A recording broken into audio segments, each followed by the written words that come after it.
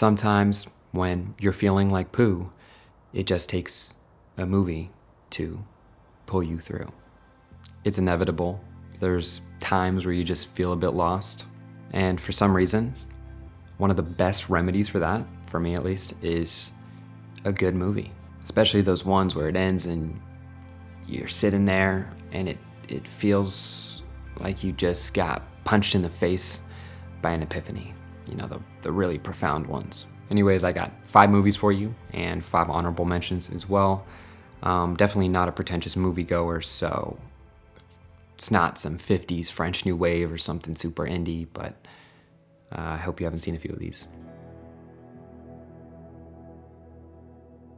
Let's start with Perfect Days by Wim Wenders.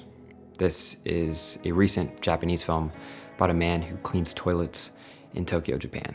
If that sounds simplistic, that's because it is, but that's the magic of this movie.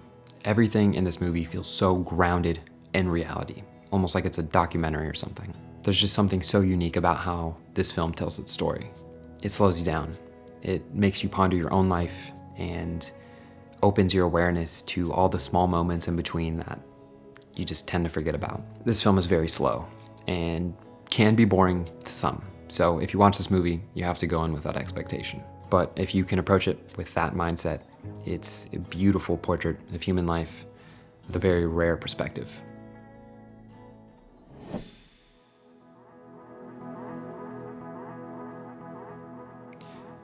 This is by far one of my favorite movies of all time, and that's Good Will Hunting by Gus Van Sant. As a passion project between Matt Damon and Ben Affleck, for me, there's no synopsis that really does this film justice, but essentially, it's a coming-of-age film that takes place in college, which, from what I've seen, is actually pretty rare.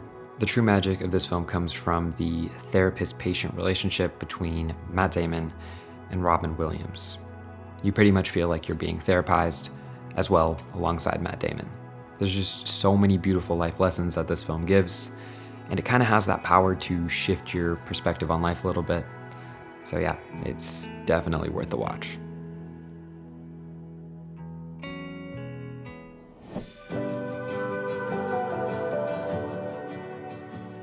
Among the mass amount of movies that came out last year, A Good Person by Zach Braff flew completely under the radar.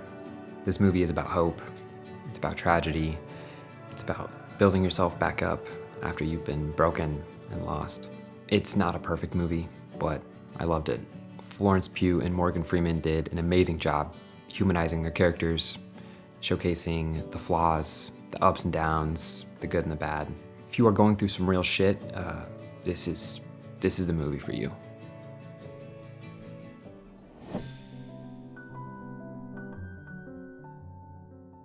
If you're not a fan of animation, then this might not be the film for you. But to diversify this list, I wanted to include Whisper of the Heart by Yoshifumi Kondo. This is a beautiful film. Like a lot of Japanese animations from the 90s, the themes can be a little bit simplistic and childish, but it's those same themes that make these movies so special as well. This movie is about a young girl named Shizuku who dreams of becoming a writer. If you are a creative or an artist and you're kind of struggling to find your path, then this is a really good, lighthearted watch.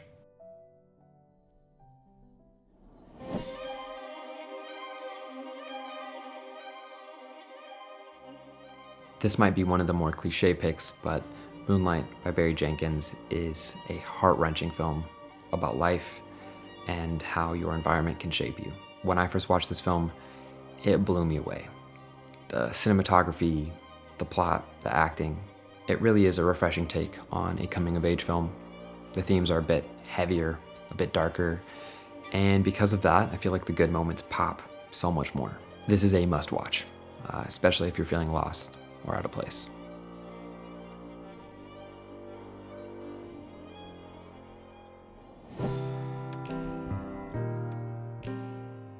Dead Poets Society by Peter Weir is a cult classic. If you feel pressure from society or from your parents, Robin Williams once again delivers with incredibly wise dialogue. Greta Gerwig's directorial debut, Lady Bird, is an A24 classic at this point. Saoirse Ronan captures teenage uncertainty at the highest level. October Sky by Joe Johnston is a forgotten film starring a young Jake Gyllenhaal. It's a childhood favorite of mine that preaches fighting for your passions and dreams, despite what the world around you might think. 50/50 by Jonathan Levine is a subtle and refreshing take on a cancer story. Joseph Gordon-Levitt delivers while Seth Rogen inflicts his comedic relief. The Perks of Being a Wallflower by Stephen Chbosky is well known, but it's one of those movies that just hits. If you feel misunderstood or alone or lost, this film somehow gives you confidence and hope. Now, not all of these films will be everybody's cup of tea, but I do hope that there's a gem in there for you. A lot of these movies have gotten me through tough times, but movies do hit different depending on how you feel when you see the movie. So if there are movies that have helped you during times when you've felt lost, please let me know what they are, and if I haven't seen them, I'll give them a watch.